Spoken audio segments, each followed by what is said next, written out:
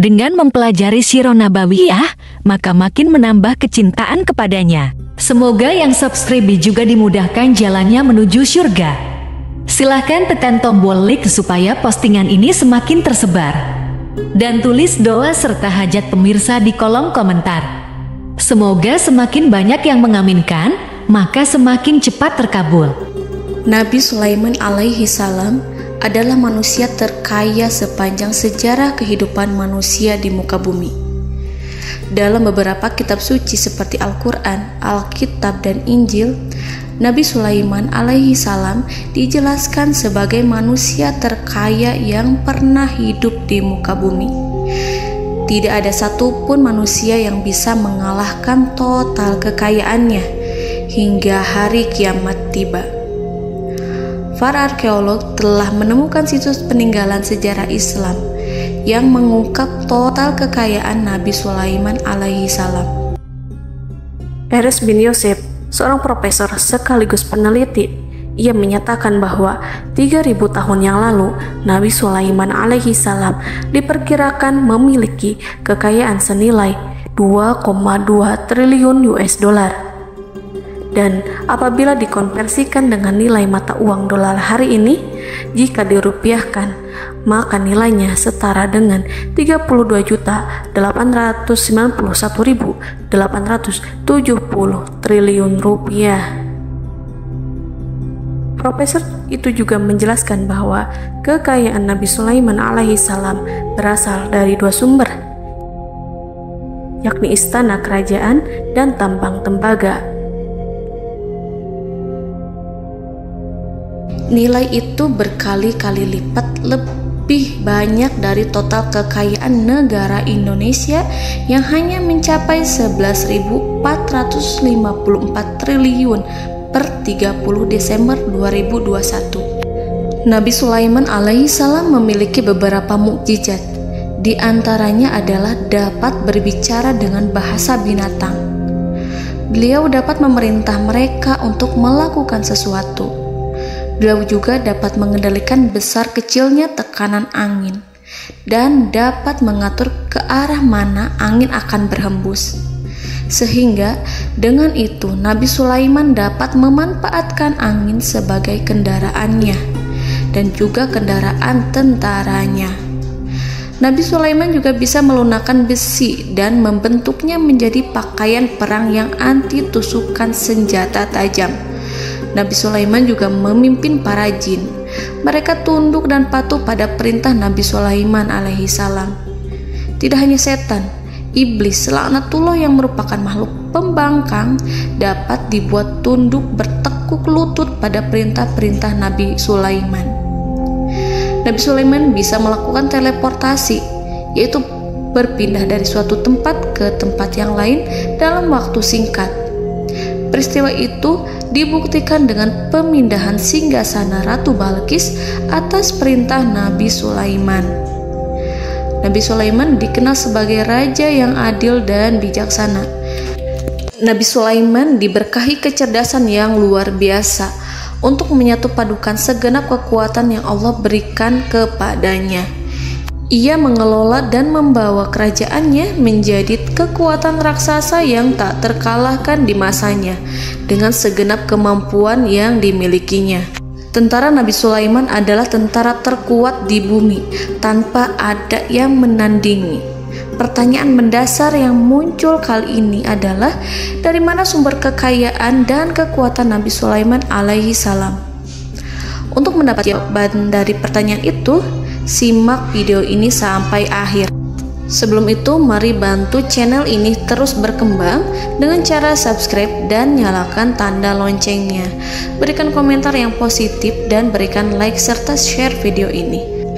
Bismillahirrahmanirrahim. Sungguh kami benar-benar telah menganugerahkan ilmu kepada Daud dan Sulaiman. Keduanya berkata, segala puji bagi Allah yang melebihkan kami dari kebanyakan hamba-hambanya yang mukmin. Sulaiman telah mewarisi Daud dan dia berkata, wahai manusia, kami telah diajari untuk memahami bahasa burung dan kami dianugerahi segala sesuatu. Sesungguhnya semua ini benar-benar karunia yang nyata. Quran Surat An-Naml ayat 15-16. Saudara-saudaraku yang dirahmati Allah, pada ayat di atas disebutkan bahwa Sulaiman telah mewarisi Daud. Nabi Sulaiman mewarisi Nabi Daud dalam sisi kenabian dan kekuasaan, bukan mewarisi harta, karena para nabi tidak mewariskan harta. Sebab sepeninggalan mereka, harta para nabi menjadi sedekah bagi orang-orang yang ada di sekitarnya, yaitu orang-orang fakir dan orang-orang yang membutuhkan. Dan harta para nabi tidak dikhususkan bagi kalangan keluarganya. Rasulullah Shallallahu Alaihi Wasallam bersabda, "Kami para nabi tidak mewariskan." Nabi Sulaiman mewarisi kenabian dari Nabi Daud. Ini adalah hal yang jelas. Allah telah memilihnya sebagai nabi dari Bani Israel. Begitu juga Allah telah memberinya kekuasaan kerajaan sehingga ia menjadi pemimpin Bani Israel. Barangkali sesuatu yang paling penting yang diwarisi oleh Nabi Sulaiman dari Nabi Daud adalah tradisi militer. Kemajuan militer yang dahsyat telah berpindah kepada Nabi Sulaiman. Nabi Daud sebenarnya adalah seorang pengembala kambing yang sangat miskin, tetapi seiring dengan perjalanan waktu, ia menjadi komandan pasukan tiada tanding. Nabi Daud alaihi salam mengetahui bahwa kekuatan hakiki yang mengatur alam semesta adalah kekuatan Allah. Ketika Nabi Daud mengelurkan tangannya dan memegang potongan batu, lalu beliau melemparkannya dengan ketepel ke arah Jalut, kepala Jalut retak dan ambruk menghantam tanah. Ini sebagai bentuk demonstrasi kekuatan darinya. Kehadiran Nabi Daud mengubah pasukan Bani Israel, di mana mereka sebelumnya lari jika berhadapan dengan musuh. Maka kini keberadaan mereka mulai diperhitungkan di masa hidupnya. Nabi Daud mengalami peperangan yang sangat banyak, tapi Al-Quran tidak menceritakan secara terperinci. Hal itu dikarenakan karena Al-Quran adalah kitab dakwah di jalan Allah, bukan kitab sejarah. Al-Quran hanya menceritakan di dalam Al-Quran surat Shad ayat 20, "Dan kami kuatkan kerajaannya, kerajaan Daud." Ayat tersebut berarti bahwa Nabi Daud belum terkalahkan dalam peperangan yang diikutinya. Di samping dukungan yang Allah berikan kepadanya, juga pasukan dan rakyatnya, di mana mereka adalah orang-orang yang bertauhid, menyerahkan diri kepada Allah. Allah Subhanahu wa Ta'ala mengajarkan kepada Nabi Daud hal-hal yang menjadikan pasukannya memiliki keistimewaan yang dengannya mereka dapat mengalahkan pasukan-pasukan lain, pasukan-pasukan besar yang ada di bumi pada saat itu. Allah Subhanahu wa Ta'ala berfirman dalam surat Saba ayat 10, "Dan kami telah melunakkan besi untuknya." Baju besi mungkin akan menjadi masalah dalam benak kita. Ketika orang-orang yang berperang, baju besi cukup mengganggu gerakan mereka. Kita bisa membayangkan ketika ada dua orang berperang, salah satu dapat bergerak bebas, sementara yang lainnya tidak leluasa bergerak karena tertahan dengan pakaiannya. Namun, dengan kekuasaan Allah, Nabi Daud dapat melunakkan besi dan membuat baju besi yang ringan, yang mudah untuk digunakan. Ini adalah kemajuan penting yang Allah berikan kepada Nabi Daud dan tentaranya. Kemajuan itu kemudian diajarkan, diwariskan dan dimiliki oleh Nabi Sulaiman alaihi salam. Nabi Sulaiman memiliki pasukan dahsyat yang melebihi pasukan manapun di bumi saat itu, atau bahkan mungkin saat ini. Bahkan Allah menambahkan karunia-Nya kepada Nabi Sulaiman yang disebutkan dalam Al-Quran surat An-Naml ayat 16. Dan Sulaiman telah mewarisi Daud, dan dia berkata, "Wahai manusia, kami telah diberi pengertian tentang suara burung, dan kami diberi segala sesuatu. Sesungguhnya ini benar-benar suatu karunia yang nyata." Saudara-saudaraku yang dirahmati Allah, pada suatu hari Nabi Sulaiman alaihi salam menengadahkan tangannya dan berdoa kepada Allah Subhanahu wa ta'ala.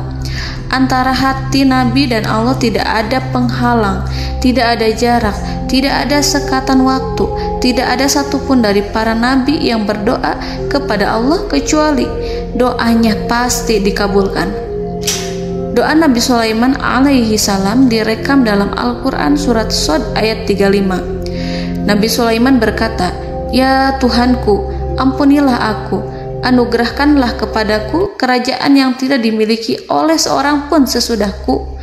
Nabi Sulaiman menginginkan dari Allah sesuatu kerajaan yang belum pernah diperoleh oleh siapapun setelahnya. Allah Subhanahu wa ta'ala mengabulkan doa Nabi Sulaiman dan memberinya kerajaan tersebut. Nabi Sulaiman mewarisi kekuasaan, kenabian, hikmah ilmu dari Nabi Daud alaihi salam. Orang-orang menyebut Nabi Sulaiman Al-Hakim, Sulaiman yang bijaksana. Kebijaksanaan Nabi Sulaiman tidak terbatas pada keadilannya di tengah-tengah manusia dan juga kasih sayangnya kepada mereka. Namun, kebijaksanaan Nabi Sulaiman juga berlaku di kalangan burung dan binatang lainnya. Nabi Daud juga mengenal bahasa burung, tetapi Nabi Sulaiman dapat berbicara dengan bahasa burung. Bahkan, ia dapat menggantikannya sebagai pembantunya. Ketika Nabi Daud bertasbih di gunung, burung-burung serta binatang buas ikut bertasbih bersamanya. Bahkan angin pun berhenti untuk mendengarkan tasbih itu. Sedangkan Nabi Sulaiman alaihi salam, Allah Subhanahu wa ta'ala memberinya karunia lebih dari itu, di mana binatang-binatang buas tunduk padanya, begitu juga angin dan burung. Saudara-saudaraku yang dirahmati Allah, Nabi Sulaiman alaihi salam mampu mendengarkan bisikan semut yang berbicara kepada sesama mereka. Bahkan ia mampu memerintahkan semut tersebut sehingga semut itu menjadi taat pada perintahnya. Pasukan Nabi Sulaiman memiliki kekuatan yang sangat dahsyat. Belum pernah ada di dunia ini satu pasukan pun yang memiliki kekuatan seperti itu. Kekuatan Nabi Sulaiman berasal dari beberapa kombinasi yang sangat mengagumkan, sehingga karenanya ia tidak dapat tertandingi. Kekuatan itu terdiri dari manusia, binatang-binatang, jin, dan lain sebagainya.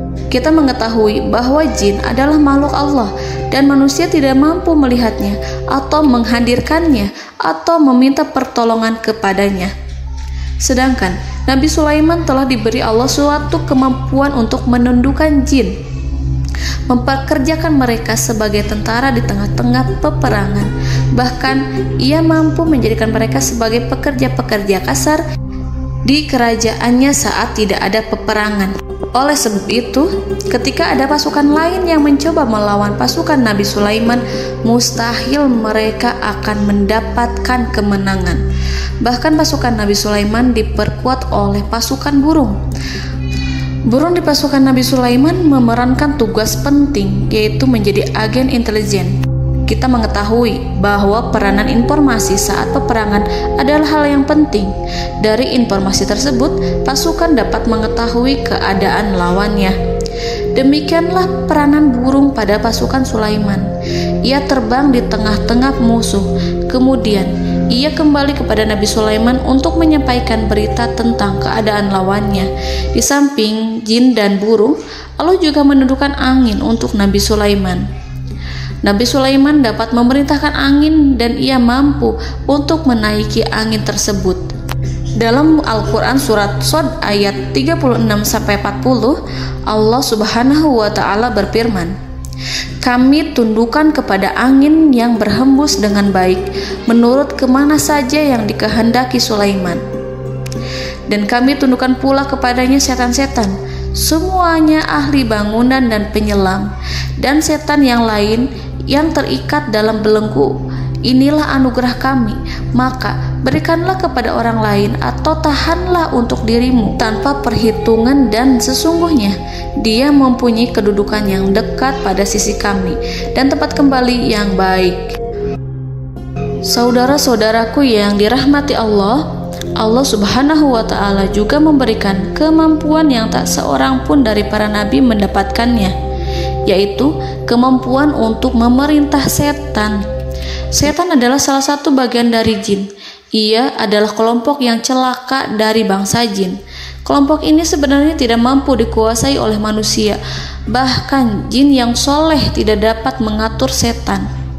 Adapun Nabi Sulaiman, Allah telah memberinya kekuasaan untuk menundukkan setan dan mempekerjakannya, bahkan mengikatnya dengan rantai serta menghukumnya jika ia menentang pada perintahnya. Setan membangun untuk Sulaiman istana-istana, patung-patung dan alat-alat perang.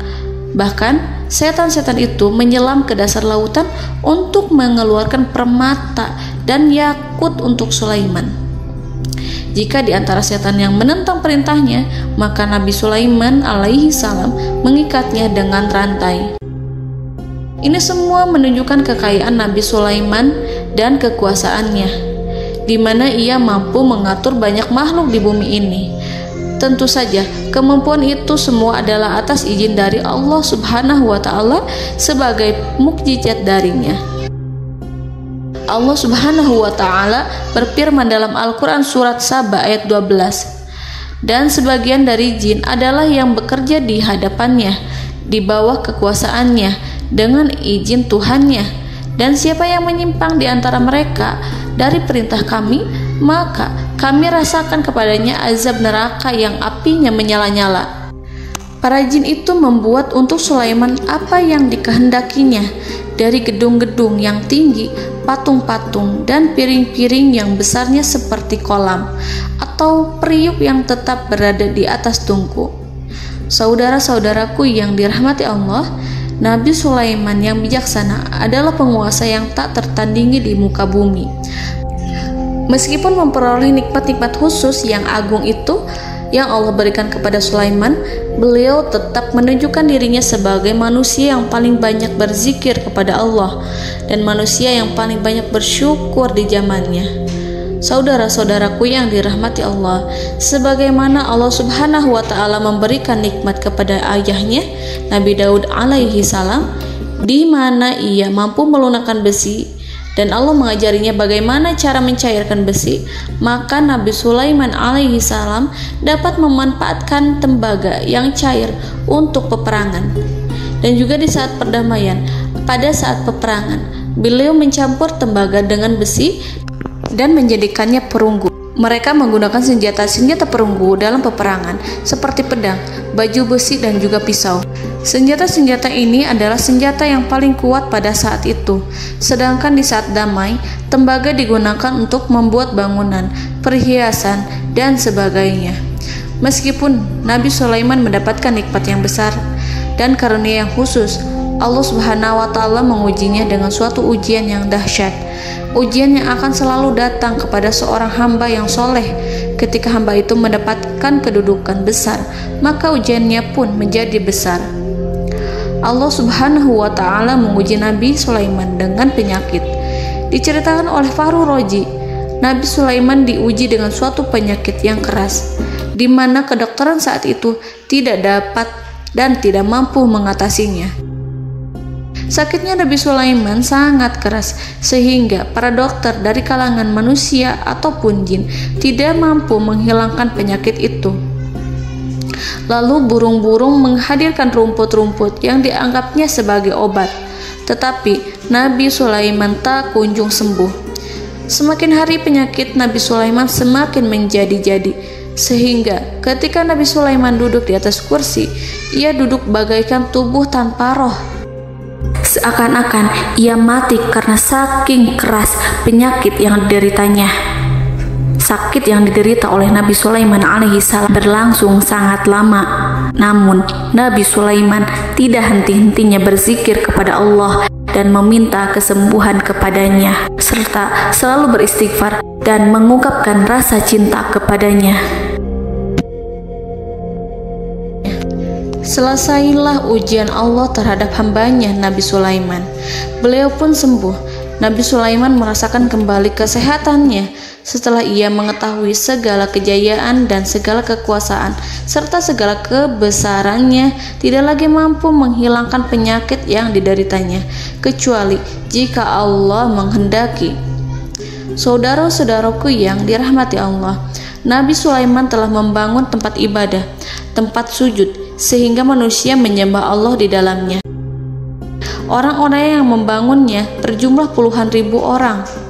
Tentu setiap kelompok dari mereka memiliki pekerjaan masing-masing.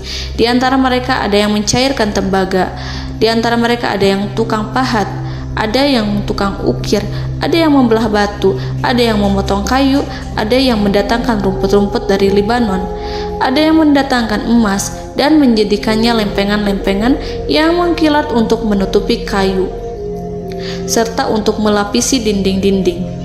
Bahkan golongan jin pun membantu membangun tempat tersebut, tentu dengan perintah dan bimbingan Nabi Sulaiman. Mereka membuat patung-patung yang besar, membuat bejana yang besar untuk tempat makan para tentara dan pekerja, yaitu bejana seperti gunung. Karena saking berat dan besarnya, mereka juga membuat tempat-tempat minum yang besarnya seperti kolam. Nabi Sulaiman mengawasi para pekerjanya dan juga mengurusi masyarakatnya, di mana beliau mengenali problem mereka dan berusaha memecahkannya. Beliau juga mengawasi pasukan dari kalangan binatang dan burung.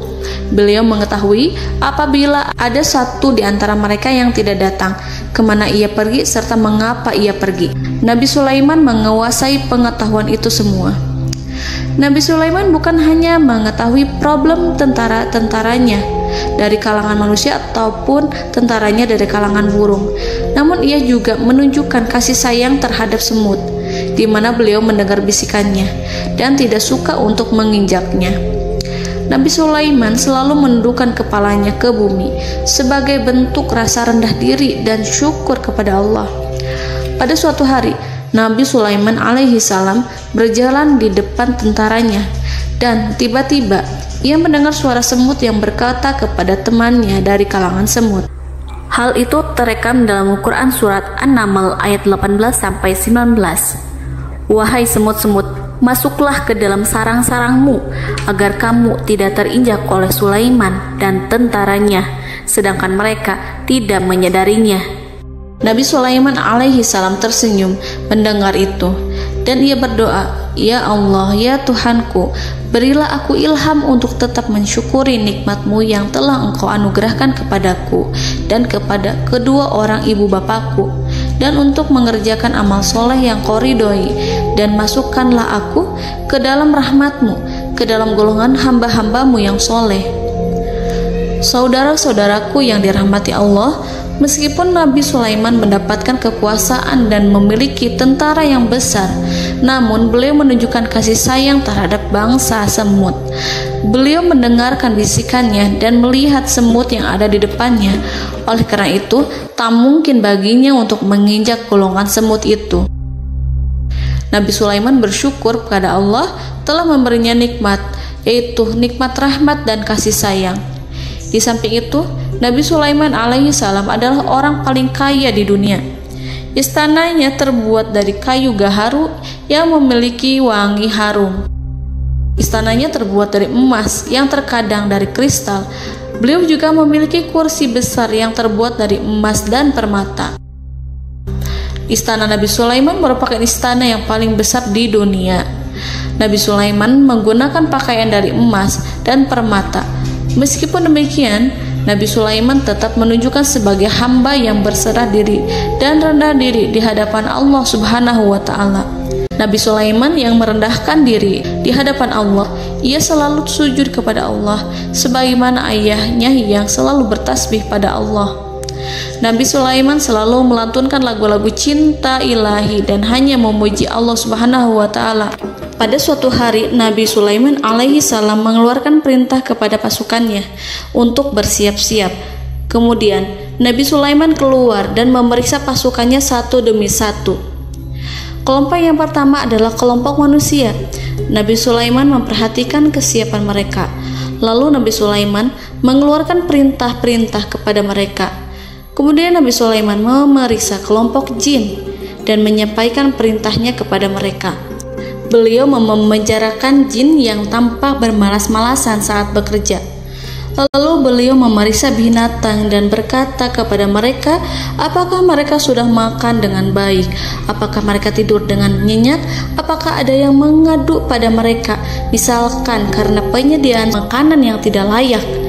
Apakah ada di sana yang sakit dan lain sebagainya? Ketika Nabi Sulaiman merasa puas dengan semuanya, Nabi Sulaiman memasuki tenda tempat berkumpulnya para burung.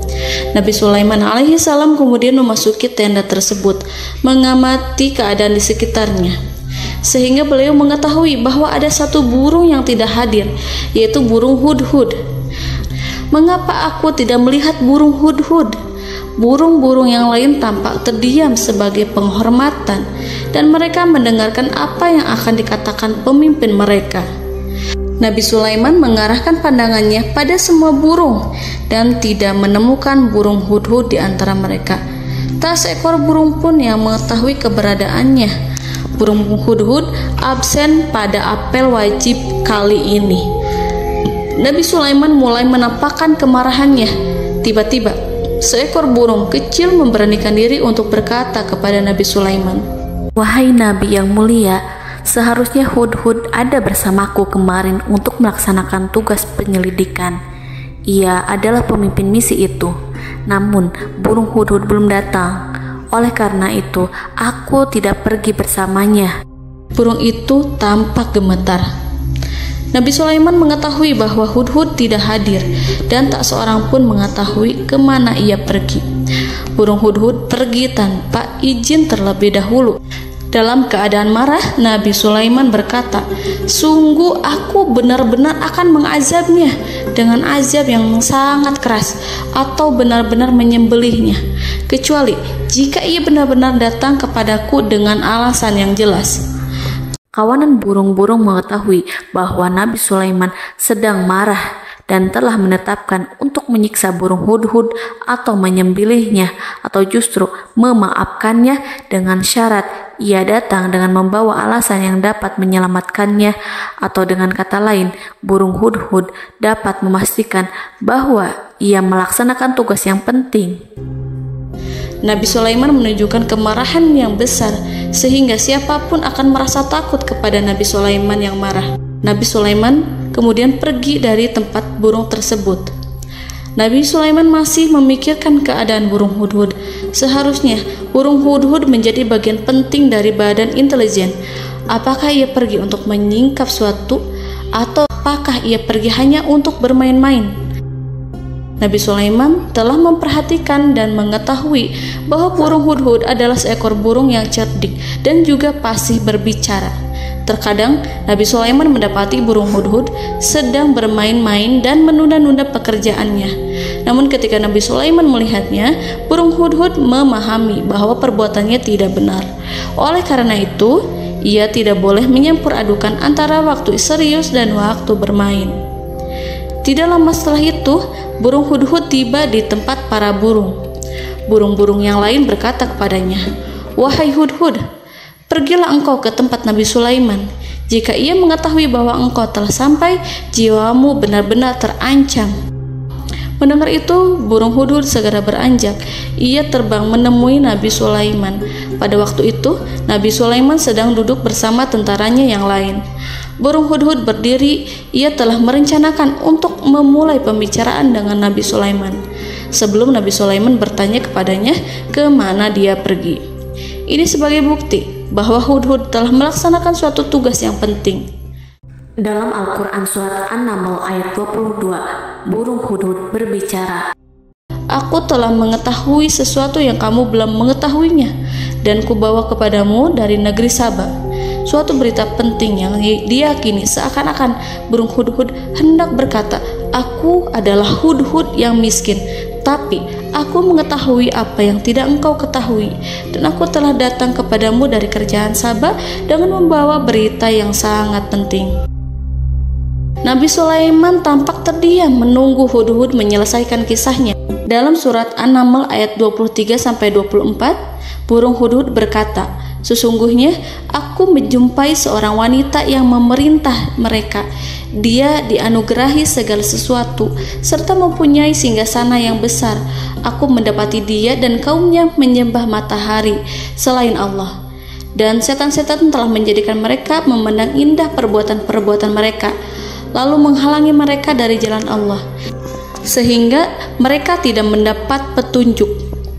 Burung hudhud diam. Nabi Sulaiman merasa bahwa hudhud menunjukkan kepasihan lisannya.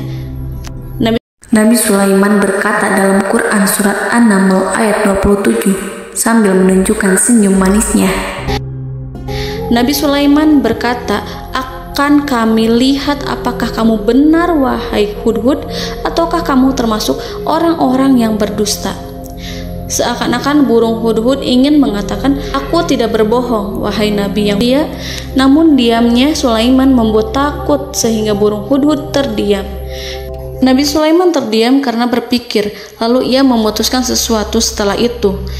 Beliau melihat kepada lainnya dan meminta secari kertas. Nabi Sulaiman menulis surat singkat dan menyerahkannya kepada hudhud serta memerintahkan kepadanya seperti yang dikatakan dalam Quran surat An-Naml ayat 28. "Pergilah dengan membawa suratku ini, lalu jatuhkanlah kepada mereka, kemudian berpalinglah dari mereka, lalu perhatikanlah apa yang mereka bicarakan." Al-Quranul Karim hanya menceritakan dalam Quran surat An-Naml bagaimana perginya hudhud dan bagaimana ia menyerahkan surat itu. Lalu Al-Quran langsung menyebut keadaan kerajaan Balqis yang saat itu sedang membaca surat di depan para pembesar kerajaan dan para menterinya. Dalam Al-Quran surat An-Naml ayat 29-31 berkatalah Balqis, "Wahai pembesar-pembesar, sesungguhnya telah dijatuhkan kepadaku sebuah surat yang mulia. Sesungguhnya surat ini dari Sulaiman, dan sesungguhnya isinya dengan menyebut nama Allah yang Maha Pengasih lagi Maha Penyayang, bahwa janganlah kalian berlaku sombong terhadapku, dan datanglah kepadaku sebagai orang yang berserah diri." Saudara-saudaraku yang dirahmati Allah, dalam surat tersebut Nabi Sulaiman menyebutkan supaya mereka menyerahkan diri dan tunduk kepada perintah Nabi Sulaiman. Nabi Sulaiman memerintahkan agar mereka meninggalkan penyembahan terhadap matahari. Nabi Sulaiman tidak mempersoalkan akidah mereka dan tidak memuaskan mereka dengan apapun. Nabi Sulaiman hanya memerintahkan bahwa ia berada di atas kebenaran. Bukankah ia didukung kekuatan yang berlandaskan keyakinan yang dimilikinya? Nabi Sulaiman hanya memerintahkan mereka agar tunduk dan patuh kepadanya. Ratu Sabak menyampaikan surat tersebut di tengah-tengah kaumnya. Dalam Quran surat An-Naml ayat 32 dijelaskan, "Dan berkatalah Balqis, wahai para pembesar, berilah aku pertimbangan dalam urusanku ini. Aku tidak pernah memutuskan sesuatu persoalan sebelum kamu berada dalam majelisku."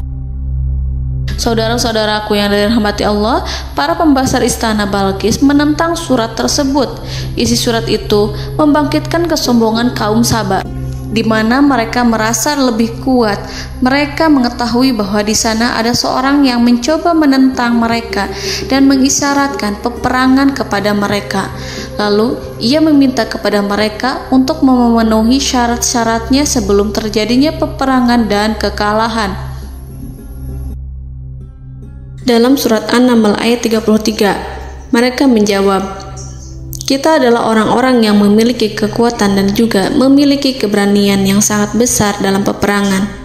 Dan keputusan berada di tanganmu, wahai rajaku.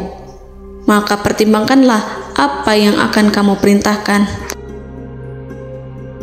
Saudara-saudaraku yang dirahmati Allah, para pembesar kaum Sabak seakan ingin berkata, "Kita siap untuk melaksanakan perang." Tampaknya ratu itu memiliki kebijakan yang lebih baik dari pembesar kaumnya. Surat Sulaiman itu membuatnya berpikir lebih jernih dan lebih berhati-hati. Ia berusaha sebisa mungkin menghindari peperangan. Ratu itu berpikir dalam tempo yang lama. Nama Sulaiman tidak diketahuinya dan ia pun belum pernah mendengarnya. Oleh karena itu, Ratu kaum Sabak tidak mampu mengetahui dan mendeteksi seberapa besar kekuatan Nabi Sulaiman. boleh jadi Nabi Sulaiman memiliki kekuatan yang dahsyat sehingga ia mampu memerangi kekuasaannya dan mengalahkannya. Kemudian ratu memperhatikan apa yang ada di sekelilingnya. Ia melihat kemajuan masyarakatnya dan juga kekayaannya. Barangkali ia mengira bahwa Nabi Sulaiman iri terhadap kemajuan dan kekayaannya itu, sehingga Nabi Sulaiman ingin menyerangnya. Setelah mempertimbangkan isi surat Nabi Sulaiman dengan cermat, Ratu Saba memilih untuk tidak bersikap ceroboh dan bodoh. Ratu lebih suka untuk menggunakan bahasa kelembutan. Ia mengirim kepada Nabi Sulaiman suatu hadiah yang besar. Ratu mengira bahwa Nabi Sulaiman seorang yang ambisius, yang boleh jadi ia telah mendengar tentang kekayaan kerajaan Saba. Para utusan pergi dengan membawa hadiah dari Ratu Saba. Ratu berharap agar mereka dapat memasuki kerajaan Nabi Sulaiman dan akan mengetahui kondisi kerajaannya. Saat mereka pulang, Ratu ingin mendengar secara langsung dari mereka tentang bagaimana keadaan kaum Nabi Sulaiman dan pasukannya. Setelah mendapatkan informasi yang cukup, maka Ratu Balqis dapat membuat sesuatu keputusan yang tepat. Ratu menyembunyikan apa yang terlintas dalam pikirannya, lalu ia berbicara kepada pembesar istananya bahwa ia dapat menyingkap niat jahat Raja Sulaiman melalui cara mengirimkan hadiah kepadanya. Ratu lebih memilih cara tersebut dan menunggu reaksi dari Nabi Sulaiman. Ratu berhasil memuaskan para pembesar istana, dan untuk sementara ia menghilangkan ide untuk berperang. Karena para raja jika menyerang suatu desa, maka pemimpin desa tersebut adalah orang yang paling banyak mendapatkan kehinaan. Akhirnya, para pembesar kaumnya merasa puas dengan pikiran Ratu Balqis. Saudara-saudaraku yang dirahmati Allah, dalam surat An-Naml ayat 34-35 dijelaskan, Ratu Balqis berkata, "Sesungguhnya raja-raja apabila memasuki suatu negeri, niscaya mereka akan membinasakannya dan menjadikan penduduknya yang mulia menjadi hina. Dan demikian pula lah yang akan mereka perbuat. Dan sesungguhnya aku akan mengirim utusan kepada mereka dengan membawa hadiah, dan aku akan menunggu apa yang akan dibawa kembali oleh utusan itu." Kemudian sampailah hadiah dari Ratu Balqis kepada Nabi Sulaiman. Para intelijen Nabi Sulaiman memberitahunya bahwa utusan Balqis datang dengan membawa hadiah. Nabi Sulaiman langsung mengetahui bahwa Ratu Balqis itu sengaja mengirim orang-orangnya untuk mengetahui atau untuk mendapatkan informasi tentang kekuatannya. Lalu setelah itu ia akan mengambil keputusan atau mengambil sikap kepada kerajaan Sulaiman. Nabi Sulaiman segera memanggil semua pasukannya untuk berkumpul. Utusan Balqis segera memasuki istana Nabi yang dipenuhi dengan pasukan yang besar bersenjata. Melihat itu, utusan Ratu Balqis tercengang dan terkejut ketika mereka melihat kekayaan yang mereka bawa tidak ada apa-apanya dibandingkan dengan kerajaan Nabi Sulaiman. Hadiah mereka tampak tidak berarti. Emas yang mereka bawa tampak tidak memiliki makna saat mereka memasuki istana Nabi Sulaiman yang terbuat dari kayu-kayu pohon gaharu yang mengeluarkan bau yang harum serta dihiasi dengan emas permata. Para utusan Ratu Balqis berdiri bersama Nabi Sulaiman dan menyaksikan bagaimana Nabi Sulaiman mengendalikan pasukannya. Kemudian mereka mulai berpikir tentang kekuatan dan kualitas pasukan Nabi Sulaiman. Betapa kagetnya mereka ketika melihat di tengah-tengah pasukan itu terdapat singa, burung, dan tentara dari kalangan manusia yang mampu terbang. Mereka pun sadar bahwa mereka di hadapan pasukan yang tiada tandingannya. Selesailah demonstrasi pasukan Nabi Sulaiman. Kemudian para utusan ratu dipersilahkan maju ke tempat hidangan makanan. Para utusan itu sangat terkejut ketika melihat berbagai macam makanan dari penjuru dunia ada di depannya. Dan di antara makanan itu terdapat pula makanan yang biasa ditemukan di negeri mereka. Tetapi mereka melihat bahwa makanan itu memiliki rasa yang lebih istimewa. Selain itu, piring-piring yang ada di depan mereka terbuat dari emas dan mereka dilayani oleh laki-laki yang berhias dengan emas. Di meja makan itu terdapat burung, ikan laut, dan berbagai macam daging yang mereka tidak mampu lagi membedakan daging apa itu. Nabi Sulaiman tidak makan bersama mereka, tapi beliau makan dengan menggunakan piring yang terbuat dari kayu. Beliau memakan roti yang kering yang dicampur dengan minyak. Inilah makanan yang dipilih Nabi Sulaiman. Makan bersama mereka dalam keadaan diam, mereka merasa kehadiran Nabi Sulaiman menciptakan suatu wibawa yang luar biasa. Selesai perjamuan itu, lalu dengan sangat malu mereka menyerahkan hadiah dari Ratu Balqis kepada Nabi Sulaiman. Hadiah itu berupa emas yang bagi mereka hadiah itu sangat bernilai tinggi. Tapi di sini hadiah itu tampak kecil di hadapan kekayaan Nabi Sulaiman yang sangat mengagumkan. Nabi Sulaiman memperhatikan hadiah dari Ratu Balqis itu dan berkata dalam Quran surat An-Naml ayat 36, "Maka apa yang diberikan Allah kepadaku lebih baik daripada apa yang diberikannya kepadamu, tetapi kamu merasa bangga dengan hadiahmu." Saudara-saudaraku, Raja Sulaiman menyingkap dengan kata-katanya yang singkat itu penolakannya terhadap hadiah mereka. Ia memberitahu utusan itu bahwa ia tidak menerima hadiah tersebut. Ia tidak merasa puas dengan hadiah itu. Yang membuatnya puas hanyalah, janganlah kalian berlaku sombong terhadapku dan datanglah kepadaku sebagai orang-orang yang berserah diri. Lalu Nabi Sulaiman berkata kepada mereka dengan pelan. Hal itu diabadikan dalam Al-Quran surat An-Naml ayat 37. "Kembalilah kepada mereka, sungguh kami akan mendatangi mereka dengan bala tentara yang mereka tidak kuasa melawannya. Dan pasti kami akan mengusir mereka dari negara itu, yaitu negeri Saba, dengan terhina. Dan mereka akan menjadi tawanan-tawanan yang hina." Saudara-saudaraku yang dirahmati Allah, Nabi Sulaiman kemudian meninggalkan para utusan ratu setelah terlebih dahulu mengancam mereka.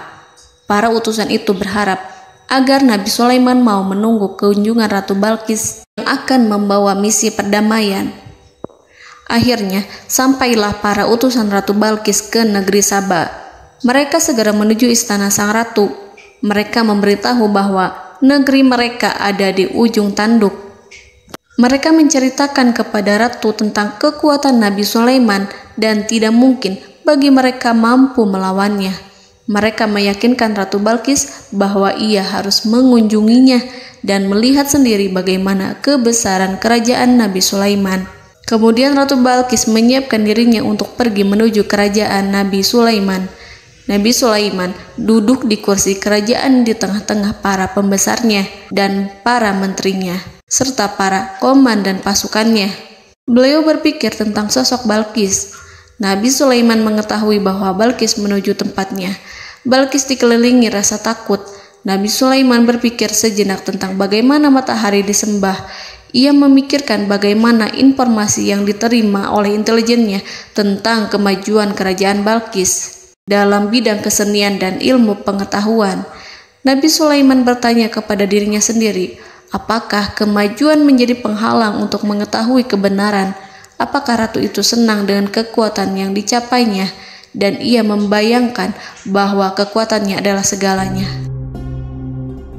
Dengan kemajuan yang dimilikinya, Nabi Sulaiman ingin membuat kejutan agar ratu mengetahui bahwa Islam yang diyakini oleh Nabi Sulaiman adalah satu-satunya yang mampu mendatangkan kemajuan dan kekuatan yang hakiki, sehingga ia dapat membandingkan antara keyakinannya dalam menyembah matahari beserta kemajuan yang dicapainya dengan keyakinan Nabi Sulaiman beserta kemajuan yang diraihnya. Saudara-saudaraku yang dirahmati Allah, para mata-mata Nabi Sulaiman telah memberitahunya bahwa hal yang sangat disegani dan dikagumi oleh kaum Balqis adalah kerajaan Saba, yaitu singgasana Ratu Balqis. Singgasana itu terbuat dari emas dan batu delima. Singgasana tersebut dijaga oleh penjaga yang sangat disiplin, di mana mereka tidak pernah lalai sedikit pun. Oleh karena itu, sangat tepat apabila Nabi Sulaiman menghadirkan singgasananya di sini, di kerajaannya. sehingga ketika ratu tiba, maka ia dapat duduk di atasnya. Nabi Sulaiman ingin membuat kejutan kepadanya dan menunjukkan bahwa kemampuannya tersebut yang berlandaskan pada keislaman. Nabi Sulaiman melakukan yang demikian itu dengan harapan agar si ratu tunduk kepadanya. Ide itu terlintas dalam diri Nabi Sulaiman. Lalu ia mengangkat kepalanya dan menoleh kepada anak buahnya. Hal itu diabadikan dalam Quran Surat An-Naml ayat 38. Wahai para pembesar, siapakah di antara kamu sekalian yang sanggup membawa singgasananya kepadaku sebelum mereka datang kepadaku sebagai orang-orang yang berserah diri? Saudara-saudaraku, perhatikanlah ungkapan pikiran Nabi Sulaiman tersebut.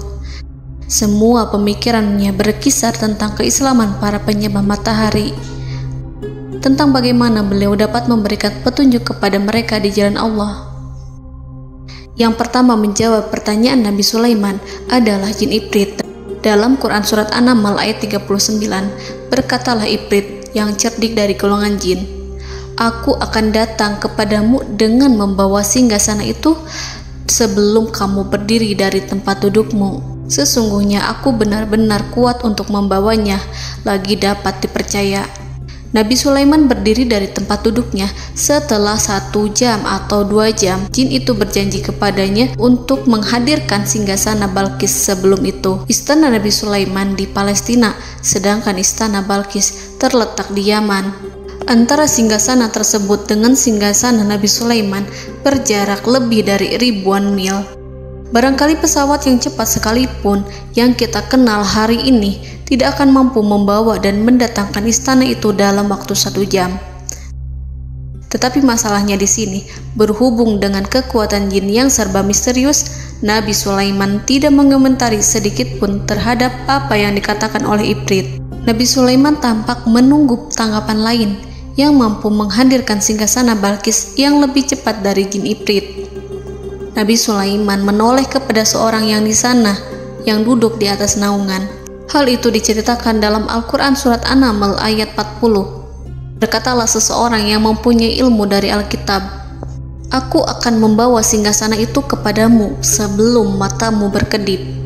Maka tatkala Sulaiman melihat singgasana itu terletak di hadapannya, ia pun berkata, "Ini termasuk karunia Tuhanku untuk menguji aku.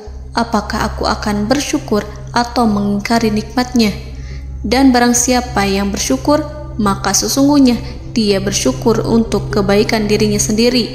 Dan barang siapa yang ingkar, maka sesungguhnya Tuhanku maha kaya lagi maha mulia." Saudara-saudaraku, belum lama seseorang yang mempunyai ilmu dari Alkitab menyatakan kalimatnya, sehingga singgasana itu tiba-tiba ada di depan Nabi Sulaiman, yang mampu menghadirkan singgasana itu lebih cepat dari kedipan mata. Al-Quranul Karim tidak menyingkap kepribadian seseorang yang menghadirkan singgasana itu. Al-Quran hanya menggarisi bahwa orang itu mempunyai ilmu dari Alkitab. Al-Quran tidak menjelaskan kepada kita apakah ia seorang malaikat ataukah manusia ataukah jin. Al-Quran sengaja tidak menyingkap hakikat kitab yang dimaksud. Saudara-saudaraku yang dirahmati Allah, setelah melihat singgasana itu, Nabi Sulaiman bersyukur kepada Allah. Ia mulai memperhatikan singgasana sang ratu. Singgasana tersebut merupakan simbol pembangunan dan juga kemajuan, tetapi tampaknya ia hanya sesuatu yang biasa saja jika dibandingkan dengan kekuasaan dan kebesaran ciptaan yang dibuat oleh manusia dan jin di kalangan istana Nabi Sulaiman. Nabi Sulaiman memikirkan dalam tempo yang sangat lama singgasana Ratu Balkis itu. Kemudian beliau memerintahkan agar singgasana itu diperbaiki, sehingga saat Ratu Balkis datang, dia akan mengujinya. Apakah Ratu Balkis dapat mengenali singgasananya ataukah tidak? Dalam Al-Quran Surat An-Naml ayat 41, Nabi Sulaiman berkata, "Ubahlah baginya singgasananya, maka kita akan melihat apakah dia mengenal ataukah dia termasuk orang-orang yang tidak mengenalnya." Saudara-saudaraku yang dirahmati Allah, Nabi Sulaiman memerintahkan agar dibangun istana yang akan digunakan untuk menyambut Ratu Balkis. Nabi Sulaiman memilih tempat di laut, dan ia memerintahkan agar dibangun suatu istana di mana sebagian besarnya terdiri dari air laut. Nabi Sulaiman memerintahkan agar lantainya itu terbuat dari kaca yang tebal dan kuat, sehingga orang-orang yang berjalan di atas istana itu akan dapat melihat di bawahnya ada ikan-ikan berwarna-warni yang berenang-renang. Dan mereka akan melihat rumput-rumput laut yang bergerak-gerak. Akhirnya, selesailah pembangunan istana itu. Saking bersihnya kaca lantainya, sehingga tampak di sana tidak ada kaca. Burung hudhud memberitahu Nabi Sulaiman bahwa Balqis telah sampai dekat kerajaannya. Kemudian Ratu Balqis datang.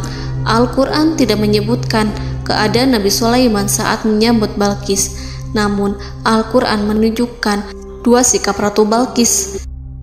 Yang pertama, bagaimana sikap Balqis ketika pertama kali melihat singgasananya yang datang mendahuluinya, padahal ia telah meninggalkan pengawalannya untuk tetap setia menjaga singgasananya itu. Keadaan kedua adalah keadaan di depan istana yang dibangun untuk penyambutan Balqis. Istana itu penuh dengan permata yang berenang-renang di bawahnya ikan-ikan. Dalam Quran Surat An-Naml ayat 42 dijelaskan, dan ketika Balqis datang, ditanyakanlah kepadanya, "Serupa inikah singgasanamu?" Balqis menjawab, "Seakan-akan singgasana ini adalah singgasanaku. Kami telah diberi pengetahuan sebelumnya, dan kami adalah orang-orang yang berserah diri." Saudara-saudaraku, pada dialek di atas, Balqis melihat singgasananya dan ia tercengang saat mengetahui bahwa itu adalah singgasana miliknya. Namun kemudian ia mulai ragu karena melihat tidak sepenuhnya itu singgasana miliknya. Jika itu benar-benar miliknya, lalu bagaimana ia datang mendahuluinya? Dan bila bukan singgasananya, maka bagaimana Sulaiman dapat meniru sepersis dan seteliti itu? Padahal Sulaiman tidak pernah sekalipun ke kerajaannya. Nabi Sulaiman berkata saat melihat Balqis mengamati singgasananya, "Apakah ini singgasanamu?" Balqis terlihat sangat kebingungan, namun setelah itu ia menjawab, "Sepertinya benar." Nabi Sulaiman berkata, "Kami telah diberi ilmu sebelumnya dan kami sebagai orang-orang muslim." Saudaraku yang dirahmati Allah, melalui pertanyaan Nabi Sulaiman ingin mengisyaratkan kepada Balqis agar ia membandingkan antara keyakinannya beserta ilmu yang dicapainya dengan keyakinan Nabi Sulaiman yang muslim beserta pengetahuan yang telah diraihnya. Penyembahan terhadap matahari dan pencapaian ilmu yang dicapai oleh Ratu Balqis tanpa tidak ada apa-apanya dibandingkan dengan ilmu Nabi Sulaiman dan keislaman. Nabi Sulaiman telah mendahuluinya dalam bidang ilmu karena keislamannya. Karena itu, sangat mudah baginya untuk mengungguli Balqis dalam ilmu-ilmu yang lainnya.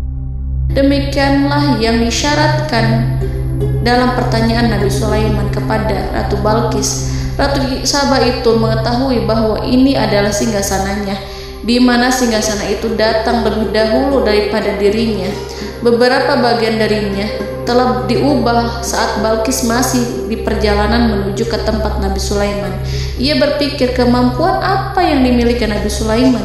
Ratu Balqis tercengang melihat apa yang disaksikannya, yang berupa buah dari keimanan Nabi Sulaiman dan hubungannya dengan Allah Subhanahu wa Ta'ala. Sebagaimana Balqis juga tercengang ketika melihat kemajuan di bidang ilmu pembangunan, seni, dan ilmu-ilmu yang lainnya. Maka ia tidak lebih kagum lagi saat melihat hubungan yang kuat antara keislaman Nabi Sulaiman dengan ilmunya serta kemajuan yang diraihnya. Dalam Al-Quran Surat An-Naml ayat 43 dijelaskan, dan apa yang disembahnya selama ini selain Allah mencegahnya untuk melahirkan keislamannya, karena sesungguhnya ia terdahulu termasuk orang-orang yang kafir.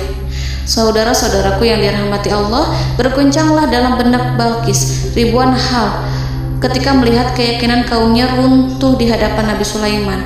Ia menyadari matahari yang disembahnya hanya merupakan ciptaan Allah, dan Allah lah yang menggerakkannya untuk hamba-hambanya.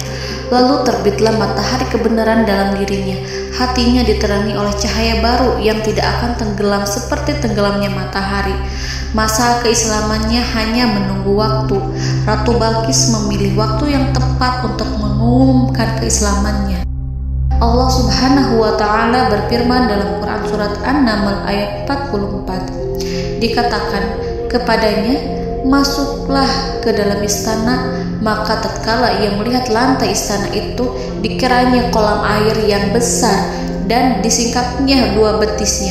Berkatalah Sulaiman, sesungguhnya ia adalah istana licin yang terbuat dari kaca.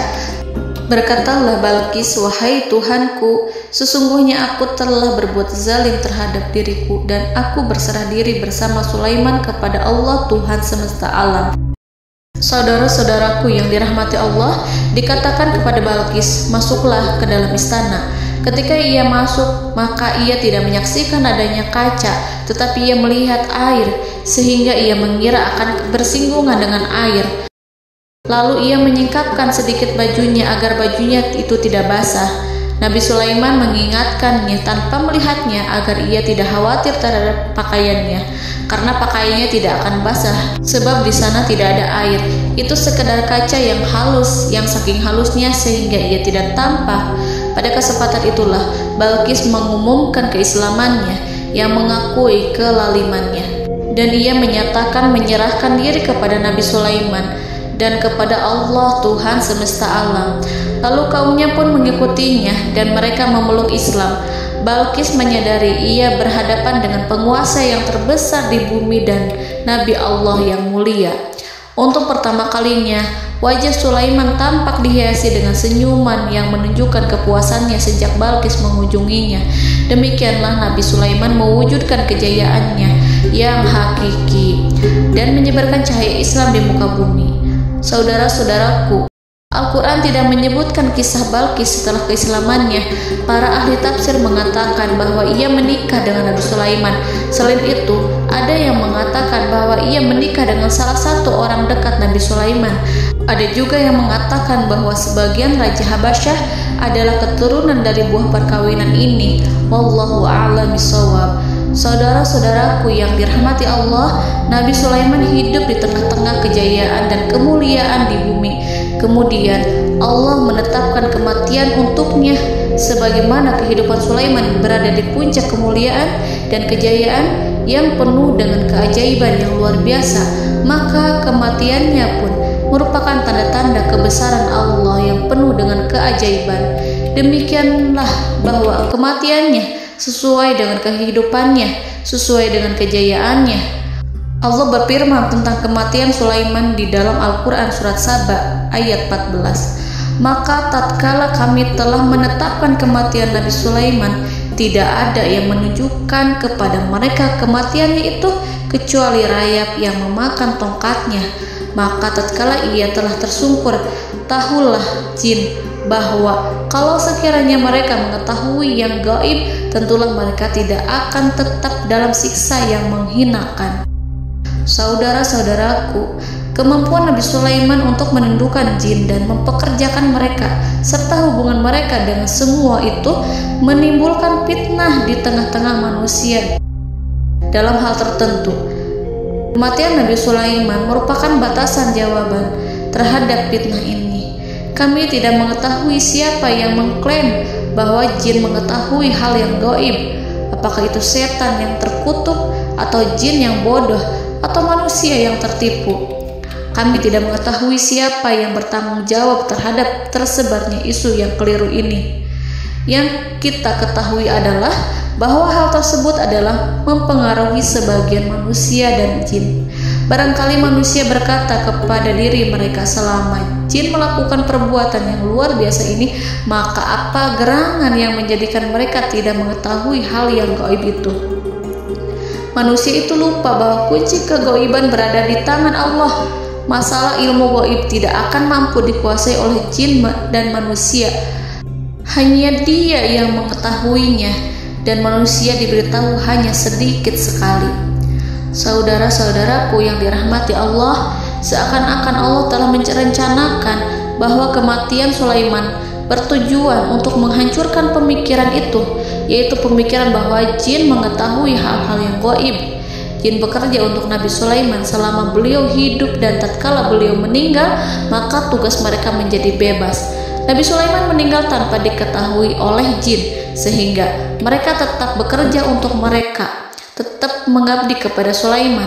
Seandainya mereka mengetahui hal yang gaib, niscaya mereka tidak akan meneruskan pekerjaan mereka. Saudara-saudaraku, pada suatu hari Nabi Sulaiman memasuki mihrabnya untuk itikaf ibadah dan beribadah kepada Allah.